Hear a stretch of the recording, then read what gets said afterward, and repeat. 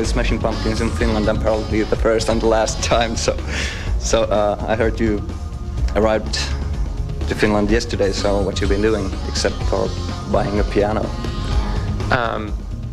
Well, I bought the piano because I was in a store, and you know they always say don't touch anything. You know, like if you break it, you pay for it. And I didn't see anyone around, so I started playing the piano, and sort of like a Charlie Chaplin movie, the whole piano fell apart and collapsed and made a big noise. And then an angry shopkeeper started yelling at me in some mixture of Swedish and Finnish. I didn't know what he was saying, and his wife was trying to club me with some sort of pitchfork. And so I said I'll pay, and I took out my credit card, and everything seemed to be okay after that. Right. So this is going to be the final tour of Smashing Pumpkins, is it? Yes. Definitely. Positively, absolutely the final tour. Our first and last show ever here in Helsinki. So what is the main reason why did you want to give up the band? I mean, there are so many rumors about it. What are these rumors? I want to know. Oh, well, one thing is that you're fed up with the music industry as a whole, and I don't know the other. Yeah, I'm definitely fed up with the music industry, but I don't think that's a reason to break up my band. You know, I'm just trying to resolve peace around the world, and it's hard to resolve peace when you have no peace, and I want my peace, so I'm going to get mine. In a stage that when Darcy left the band, was the decision to break up the band already made then? Yeah, we made the decision before we even started the album, and all four band members, including Darcy, decided that it was the last album. So. How do you see the Smashing Pumpkins' career now when you're finishing the band? Are there some points or some times that you'd want to leave again, or what would you change if you still had a chance to change?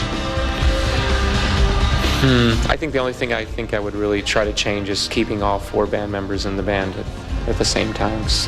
The times without one band member have made being in the band much more difficult than when it was all four people. So that's really the only thing I would change. What sort of a school grade or a mark, let's say from 4 to 10, would you give to Smashing Pumpkins from all these years? I'd say an 8. I'd say we made a lot of great albums. We played a lot of concerts. We played over 900 concerts in 30 different countries, so I'm very proud of that. And the reason I wouldn't give us a 10 is because we should have made more albums, and we should have probably been together for another 7 or 8 years. Is it true that what people say about you that you're sort of a perfectionist who, I mean, you gave only 8 points to Smashing Pumpkins? Well, I like to meet these people and beat them up. I don't know. I no longer apologize in public for who I am, because nobody knows who I am except my friends and my family. So I'm a monster, and I just happen to make music when I'm not being a monster. Right. I mean, for me, it would be hard to believe that you would give up making music. So, are there any plans already considering the continuation and possible solo careers? I know that James has already started a couple of years ago his solo career. So, what about you? I've very seriously contemplated the idea of giving up music, and I haven't decided yet what I'm going to do. So.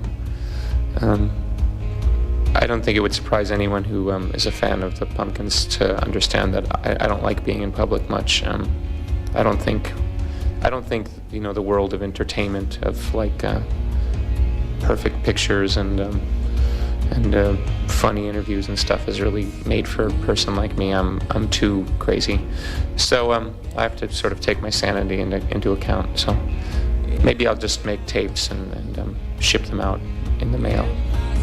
Sounds a lot easier to me. What sort of music inspires you the most currently? Are there any bands or artists that you admire? Mostly I listen to blues and jazz music. I don't really listen to any rock and roll. If I do listen to rock and roll, it tends to be heavy metal from the 80s. That's about it. Right. I mean, if there is going to be a solo career, but you already said that there isn't exactly going to be a solo career from you. But if there would be, what sort of music would you like to make? Jazz, maybe? No, I'm not a jazz musician. I don't know. I think I make sort of Billy Corgan music, so, you know, whatever that means. I don't think it's going to be heavy metal. I mean, you just said that you would put your music into the web or send it via email to somebody, as you did with Machina 2. So, what was the reason for that? I mean, the record company wouldn't release it, or what was the reason? It's a very complicated story. Involves all sorts of political intrigue, money, and stupid things. We had recorded this album, and we decided that we didn't want to go through the normal sort of channels to put out the music, so we decided to be punk rock and just send some copies to some fans, and then they started making copies, and then, you know, it's like that old commercial where it's like they told two friends. So that's about it. You know, our fans have become the record company for this particular album, and people seem to really like the album, and that's it. You really didn't produce the album, as you did, for example, the Machina 1. It sounds like a bit like a demo tape. Yeah, it's a bit of a demo tape. It's not as fully finished, and it's a lot more raw. So, but also probably your copy, if you've heard it, is probably like 90 generations down the digital pipeline. So, my copy sounds good. Right. How has the ongoing farewell tour gone so far? I mean, you played in Middle European countries and continuing after UK to South Africa.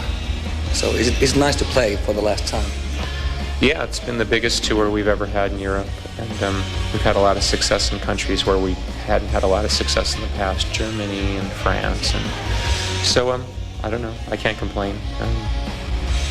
As the band has had problems in America, the band has only gotten bigger in Europe, and seems to be appreciated for its eccentricities. So.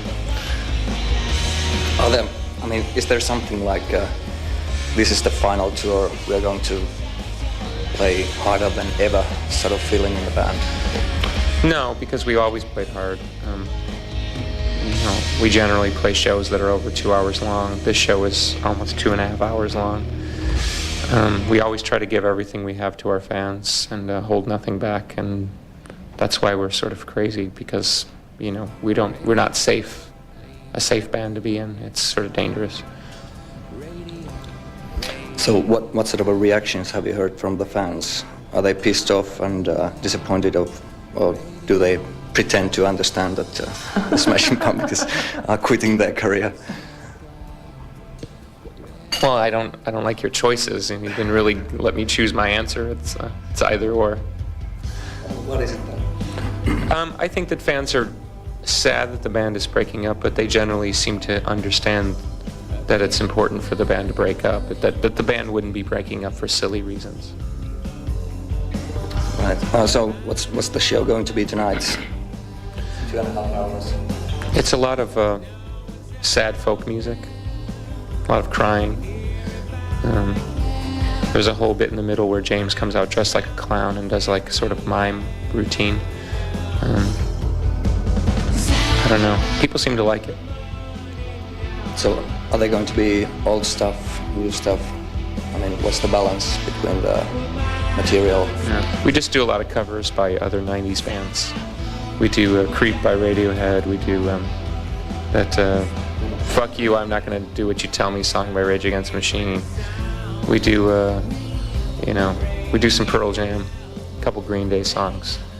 And of course, whenever we, play Nirvana, it gets a big cheer, so. But folk style.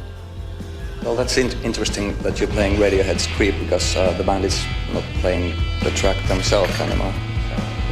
Yeah, well, we're picking up where they left off. But, thanks very much, Billy Corgan, and any final words for Radiomafia listeners and fans? No. Words of wisdom. Because I don't have any. That's the thing. I've reached the point where I realize I don't know anything, so I have nothing to share. Okay. How about picking up some, your all-time favorite Smashing Pumpkins track, and tell us why that track? What do you want to play it now on radio? How many do I get to pick? Only one. Jesus. Okay. One of my favorite all-time tracks is a song called Cherry, and it's a B-side of one of the Melancholy singles. I think it's 1979, but I'm not sure.